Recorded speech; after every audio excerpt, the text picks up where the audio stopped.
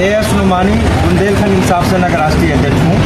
जी, आज किस मुद्दे को लेकर के आप भूख हड़ताल पे बैठ गए हैं? जी, मैं आपको बता दूं कि आज से एक सप्ताह पहले हम लोग बुंदेलखंड इंसाफ सेना की ओर से और हमारे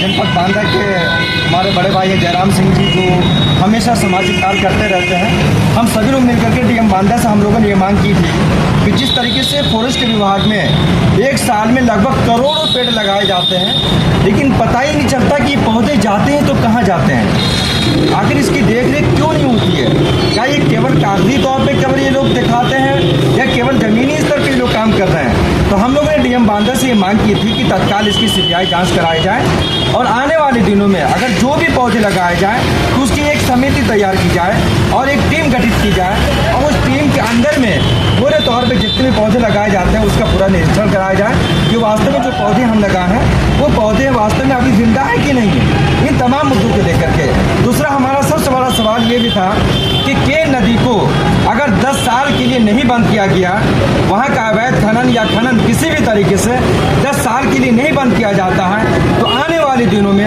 हमारे जनपद के जितने भी सारे बाशिंदे हैं सभी लोग एक एक बूंद पानी के लिए भी तरस जाएंगे और एक एक सांस के लिए भी तरस जाएंगे। तो इन तमाम मुद्दों को लेकर के हम लोगों ने ज्ञापन सौंपा था DM बांदा को और हम लोगों ने ये भी मांग की थी कि यदि अगर इसमें कोई भी कार्रवाई नहीं होती है, चाहे फॉरेस्ट विभाग के अधिकारियों के खिलाफ या खनिज विभाग के अधिकारियों के खिलाफ या वो लोग जो बालू माफिया हैं, जो आए दिन बहुत सारे ऐसी गाड़ियां हैं जो जनपद बांदा में लगातार सोशल मीडिया में है कि 100 ऐसी गाड़ियां हैं, 50 ऐसी गाड़ियां जो बगैर नंबर की चल रही हैं और उस गाड़ी में केवल एक ही शब्द लिखा रहता है, माँ का आशीर्वाद। आखिर प्रशासन कहाँ सो रहा है? खनिज विभाग के अधिकारी कहाँ सो रहे हैं? RDO ऑफिस के अधिकारी कहाँ सो रहे हैं? आखिर वो किसकी गाड़ी है जो ओवरलोडिंग के साथ अवैध खनन कर रहे हैं? एक बड़ा सवाल है। हम लोग शासन प्रशासन सरकार के लोगों से मांग कर रहे हैं कि तत्काल इस पे अंकुश लगाया जाए। आज तो केवल हम लोग 10-50 लोग यहाँ पे हैं, अगर इस पे अंकुश नहीं लगाया जाता है तो आने वाले दिनों में हमें पूरी उम्मीद है, भाई साहब की मौजूदगी में इस बात को मैं कह रहा हूँ कि लाखों की तादाद में यहाँ की जनता रोड पे उतरेगी और अपनी मांग को पूरी कराने के लिए सरकार को झुकना ही पड़ेगा, शासन और प्रशासन को झुकना ही पड़ेगा। इसलिए कि एक बड़ा मुद्दा है, आप केन नदी में जाइए, केन नदी लगी नहीं रहा है, एक नदी है, लग रहा है बिल्कुल नाला है, ये नाले का रूप ले चुकी है।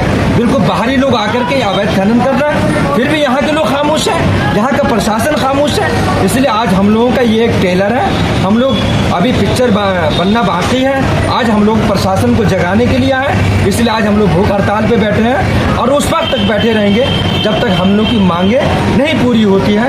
और हमें तो लगता है कि सरकार को मानना ही पड़ेगा, नहीं अगर ये लोग मानते हैं तो आने वाले दिनों में एक बड़ा जन आंदोलन हम लोग छेड़ेंगे। जिस तरह से स्थिति बनी हुई है, खनन और पेड़ों की कटाई लगातार, और इस समय बांदा में इतनी ज़्यादा गर्मी है, तापमान बढ़ा, कहा जा रहा है कि दुनिया में 3रे नंबर का शहर है बांदा जो गर्मी है, और किस तरह की स्थिति इस तरह की स्थिति बन सकती है? नहीं, आपने बड़ा सवाल किया। अभी जैसा हमारे बड़े भाई जयराम सिंह जी ने भी ये बात कही है कि जिस तरीके से अपना ये कौन सा भी है जहाँ पूरे पौधे कर दिए गए, कटाई मिल देखिए, बल्कि कटाई मिल यहाँ के लिए बांदा के लिए एक शान की जगह थी।